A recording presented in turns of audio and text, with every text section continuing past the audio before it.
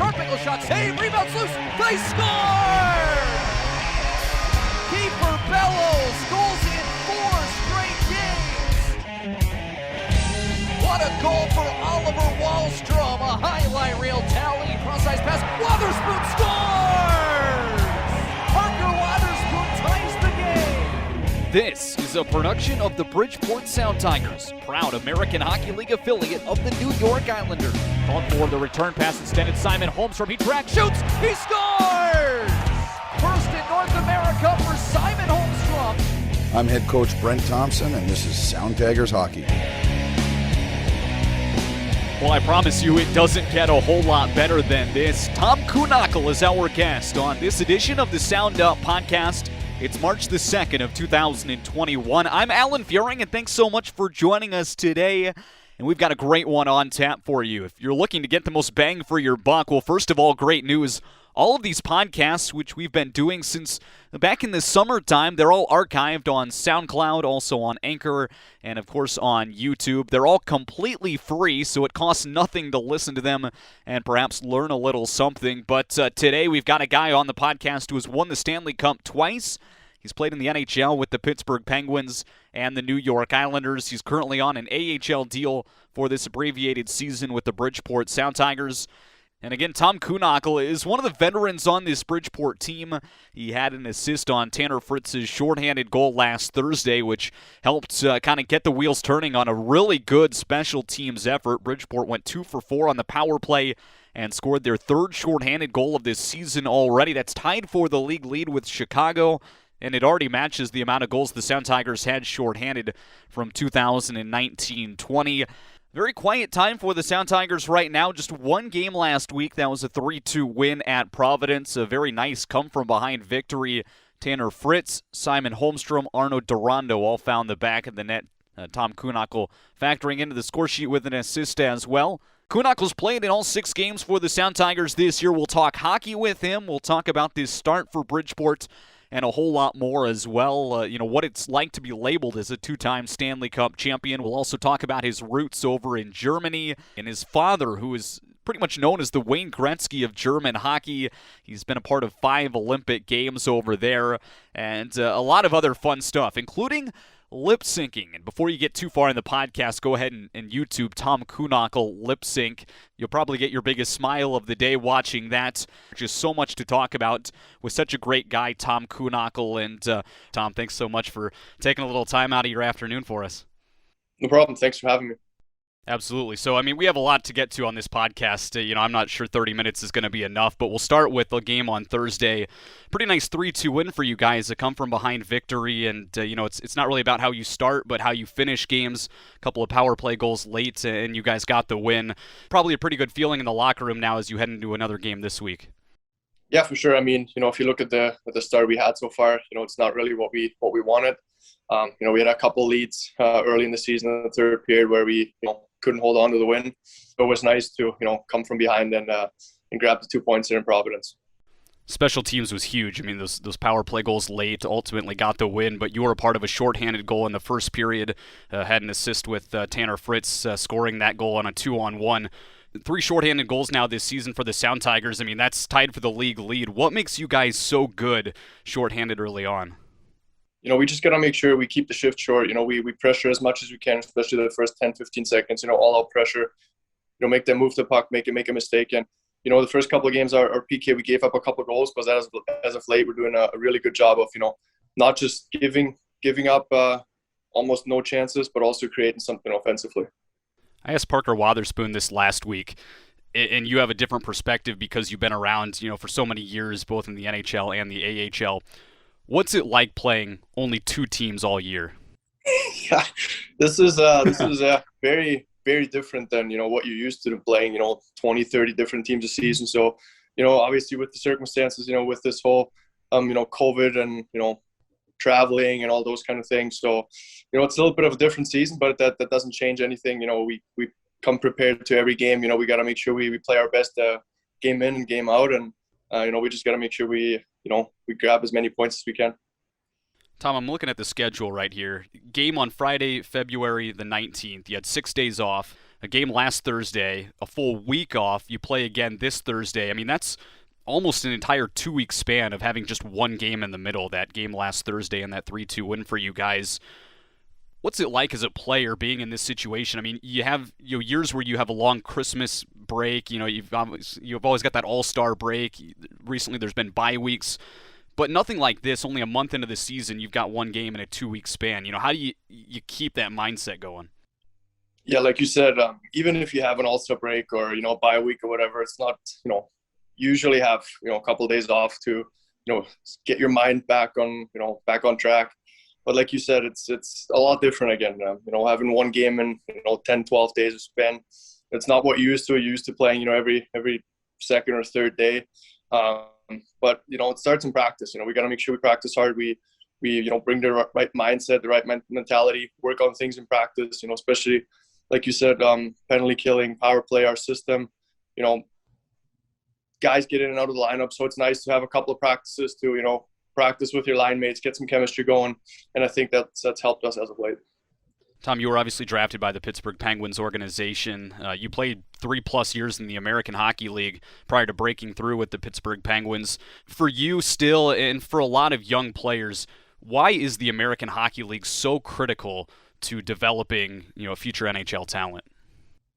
If you look back at how it all started for me, after I got drafted out of the OHL from Pittsburgh, they kind of drafted me more as an offensive guy. I had 40 goals in the OHL. I was more, offensively talented than, working in my own end, blocking shots, being a penalty killer. But, after spending a couple of years in Wheeling and in Wilkes-Barre, Billy Guerin came up to me and he's like, you kind of gotta kind of switch your game around. You got to be an all-around player.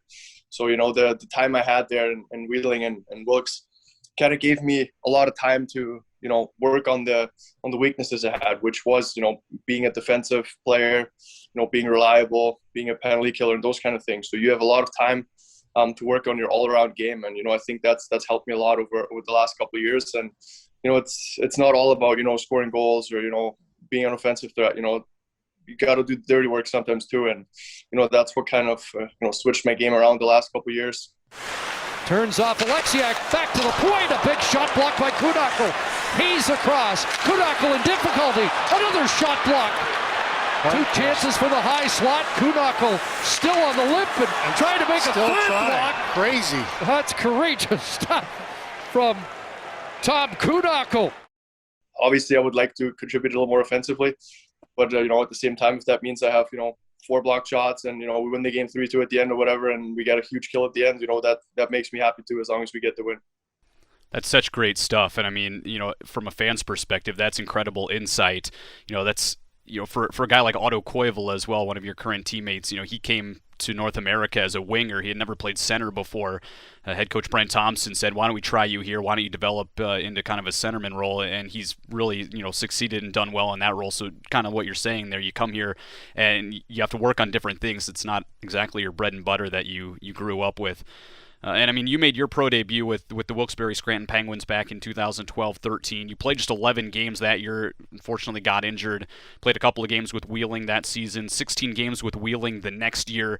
So many challenges for you personally along the way. Ultimately, you broke through. You already had a great NHL career, and I know there's more down the road for you. You've won a couple of Stanley Cups. Does those challenges, when you first started out with the Penguins and with the Wheeling Nailers, does that kind of make it a little bit more, I guess, meaningful for you, now that you're towards the top of the hockey world and you look back at where you first started? Does that, make you smile when you kind of look back? Yeah, I mean, if you're a hockey player, there's going to be ups and downs in your career. There's going to be injuries. There's going to be, trades. There's going to be, things that you love. There's going to be things that you hate. But at the same time, something happens to you, you grow as a player. Whether it will be an injury and you have a season-ending injury or whatever, you got to make sure you work your way back to where you were, or maybe even better. And like I said, good things happen. You just gotta stay at an even level. You can't get too high, you can't get too low. And I've had a lot of those throughout my career. When I was in, like you said, my first year in the AHL, trying to establish yourself, and then you get hurt and you have that season-ending injury. You start basically from zero again. But that doesn't matter. You just got to make sure you work hard on yourself. You work your way back, And you can never give up. Like I said, things are going to happen. That's just how it is in being a hockey player. But always stay positive, and like I said, nothing is impossible. What's it like being labeled as a two-time Stanley Cup champion? It took me a couple of years to realize what happened, because everything happened so quick, and I was so grateful that Pittsburgh gave me the opportunity to take that next step and play in the National Hockey League. And usually when you get called up, you play a couple of games and you maybe get sent down again because something happens, or they make a trade or whatever. But fortunately, I was very lucky that we went on that run and we won that Stanley Cup. And I got called up in January and didn't expect anything, and then a couple of months later hoisting the Stanley Cup, it was the most incredible feeling. And I wish that to every hockey player whoever plays the game. That's a feeling you can't describe. You just got to be there to experience it.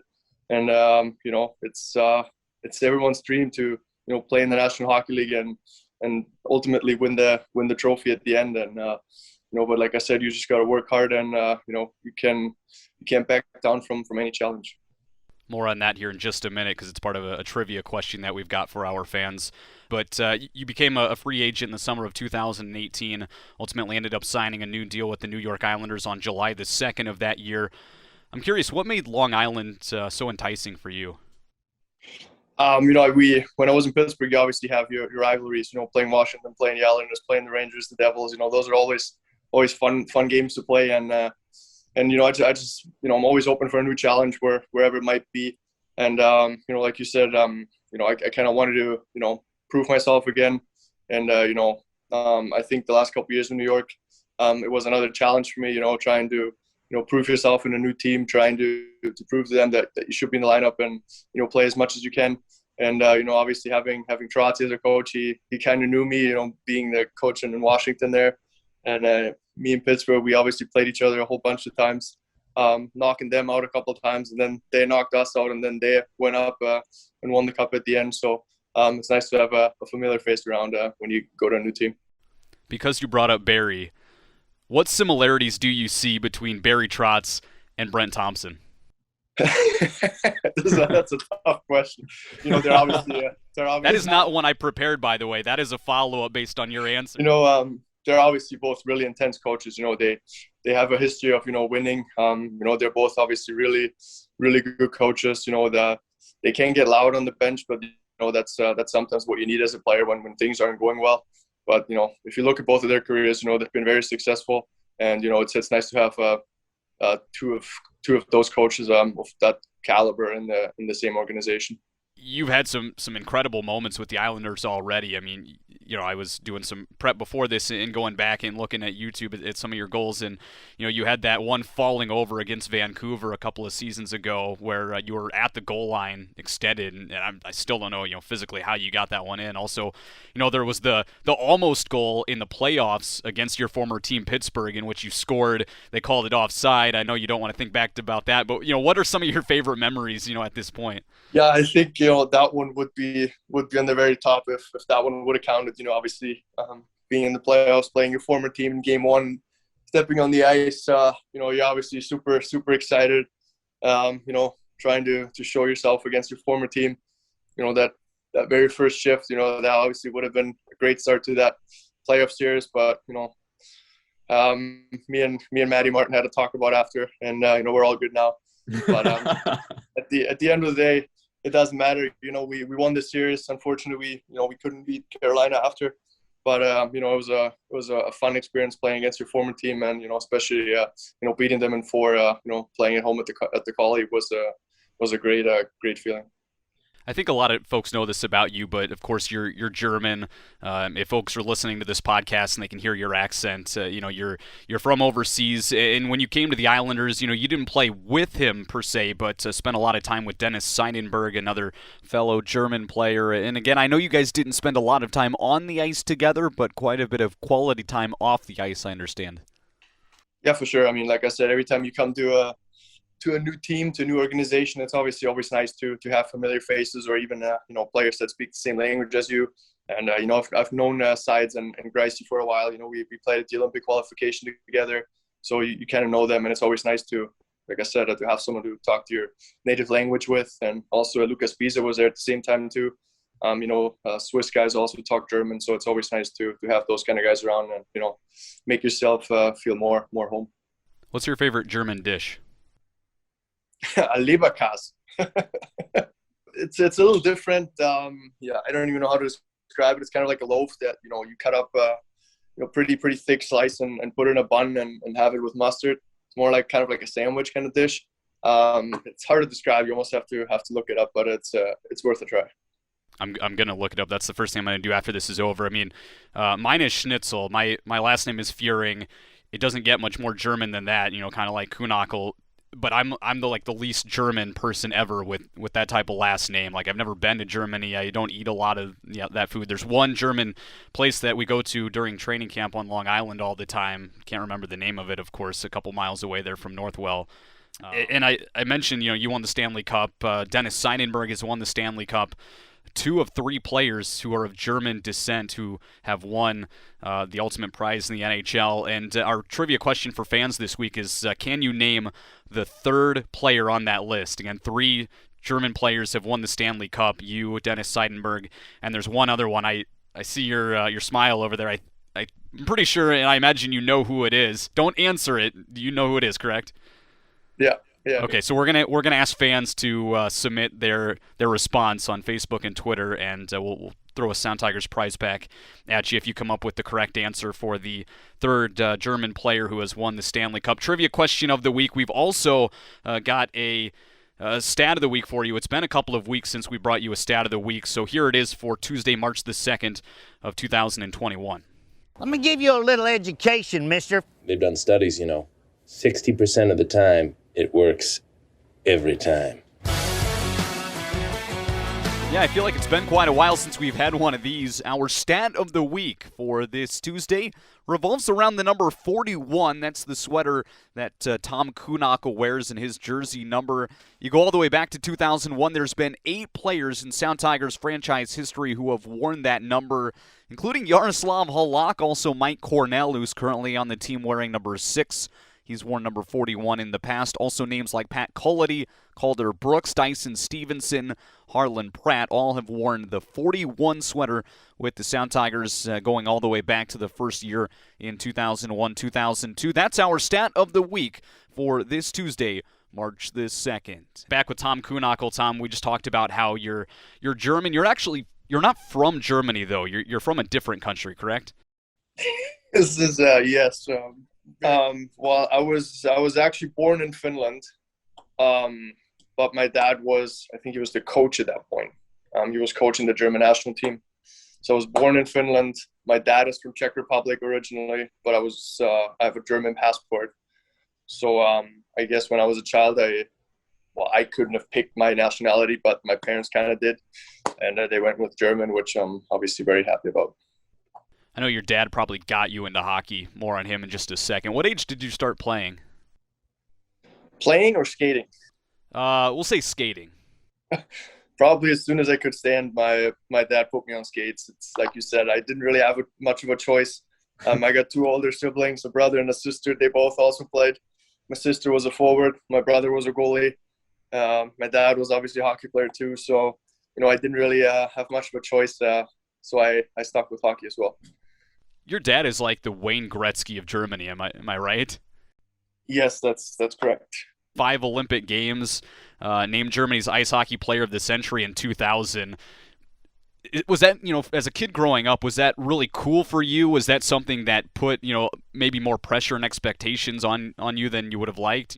When I was really young, I didn't really have much of an idea of, I knew my dad played hockey, but I didn't know how good he actually was until, when you're a kid, you look through every drawers and boxes and everything. And I found those VCR, what do you call it? VCR or something? Yeah, VCRs. Yes. So I found those and, you're a kid, you want to know everything. You look through everything. So, I put one of those in and, you just see my dad scoring about 6 goals a game. And, he was about 2 feet taller than everyone else and way stronger. So, that's when I kind of found out that he was actually more than just a good hockey player. And, like I said before, when you know your whole family is also playing hockey, you kind of want to keep the tradition going and also stick with hockey, which was very unusual for being a German, which is not known for hockey, rather more than soccer.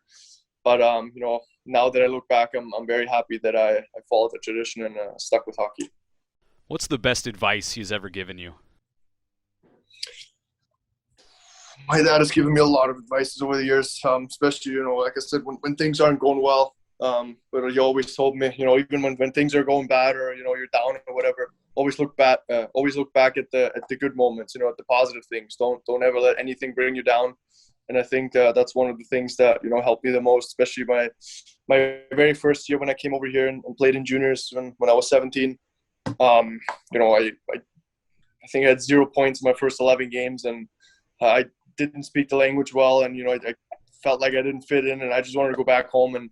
And my dad's like, no, you're not. There's zero chance you're going back home. You have no idea how many people would switch spots with you to be in the position you're in.